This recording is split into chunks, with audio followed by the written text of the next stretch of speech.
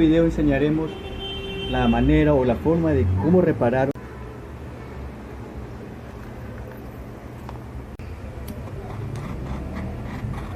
Está abierta y hay que unirla bien, porque en caso contrario la soldadura nunca va a pegarse de esta forma. Entonces se procede a colocar una piedra poma que vamos a utilizar fuego en esta. ¿Ya? Acá, un pedazo de losa, se prepara una pequeña solución de bórax con agua.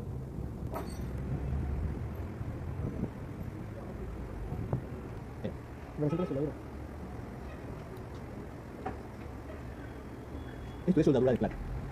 Está fabricada a base de plata y cobre. Se corta una pequeña cantidad, se la remoja en la solución de bórax y se la coloca entre la abertura de la argolla. Hay que unirla bien. Justo aquí está la abertura. ¿Le notan? Aquí vamos a poner un punto de soldadura para que esto quede firme.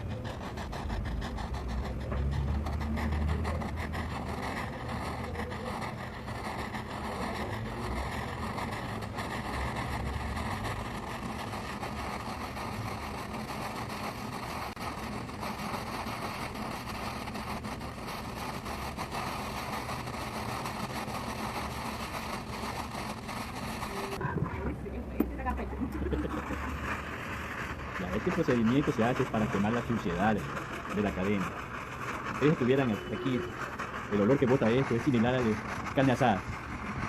Las impurezas del fuego que se queman.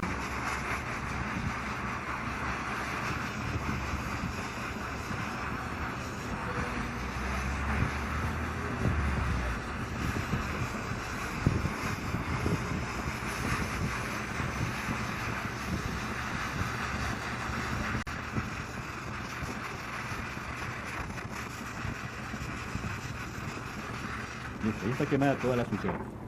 De ahí se procede a poner la cadena en un ácido limpiador y en breves momentos van a verla bien limpia la cadena.